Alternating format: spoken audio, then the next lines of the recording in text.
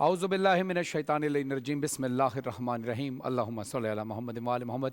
अस्सलामु अलैकुम वरहमतुल्लाहि वबरकातुहू। नाज़रीन, आप देख रहे हैं बोल इंटरटेनमेंट की अफ्तारी नशरियात रमज़ान में बोल, और मैं हूं आपका मेज़बान सैयद फ़रहान अली वारिस। नाज़रीन, आज 18 रमज़ान है। देखते देखते ये दिन गुज़र गया और आज 18वां दिन आ गया रमज़ान का। आज 18वां रोज़ा हमने इख्तियार किया। आज हम मौजू जिस पर हम बात करेंगे वो है एतकाफ़। एतकाफ़ क़ुर्ब इलाही का अजीम ज़रिया है, और एतकाफ़ एक ऐसी इबादत है जो अल्लाह और बंदे के दरमियान एक ख़ास रिश्ता कायम करती है। वो रिश्ता कि जो तन्हाई में बातें करने का होता है, राज़ो न्याज़ का होता है। यानी मस्जिदों में खामोशी, तस्बीहात की गूंज, सजदों की गहराई, ये सब वो चीज़ें हैं जो हमें अल्लाह से मिलाती हैं। यानी जहाँ हम दुनियादारी को बिल्कुल तर्क कर देते हैं, यानी दुनिया से हमारा ताल्लुक़ ख़त्म हो जाता है और सिर्फ़ एक ताल्लुक़ रहता है हकीकी, यानी अल्लाह से हमारा ताल्लुक़ रहता है।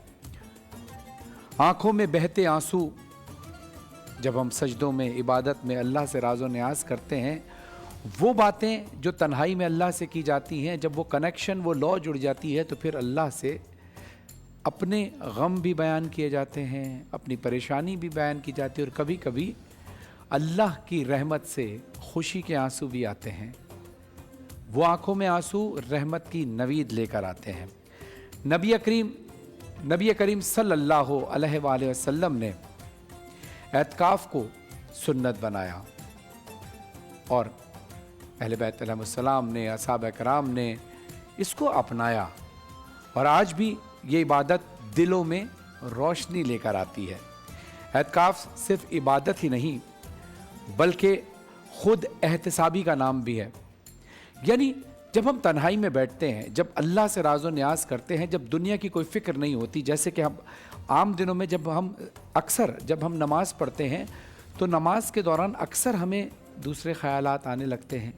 ऑफ़िस की कोई बात, घर की कोई बात, अक्सर होता है, सबके साथ होता है कि नमाज में अक्सर लोगों के साथ ये होता है कि वो जो लौ टूट जाती है। नमाज पढ़ तो हम रहे होते हैं, लेकिन क्योंकि दुनियादारी भी साथ चल रही होती है तो दुनिया के ख़यालात भी होते हैं। लेकिन एतकाफ़ में बैठने का मकसद ये होता है कि हम दुनिया की फ़िक्र छोड़कर सिर्फ़ अल्लाह से राज़ो न्याज़ करें, अल्लाह की इबादत करें।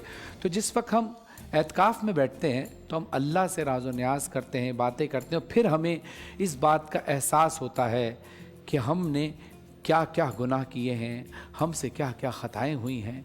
फिर तन्हाई में बैठकर जब अल्लाह से बात की जाती है, वो खिलवत में बात, क्योंकि वो तो हमारी शहरक से ज़्यादा करीब है, मगर इसके बावजूद हम तन्हाई में जब एतकाफ़ में बैठते हैं तो हम और अल्लाह, इसके अलावा हमारे दरमियान में कोई नहीं होता।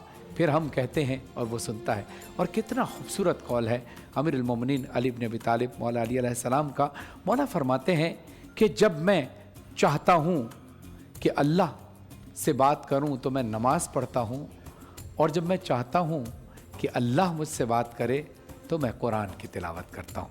तो नाज़रीन, एतकाफ़ के मौजू पर हम उलमा कराम से मज़ीद गुफ्तगू करेंगे कि एतकाफ़ की असल रूह क्या है, एतकाफ़ पर बैठने का तरीका क्या है। तो नाज़रीन, अब हम चलते हैं ब्रेक की तरफ, आते हैं मुख्तसर से वक्फे के बाद। कहीं नहीं जाइएगा, देखते रहिए रमज़ान में बोल।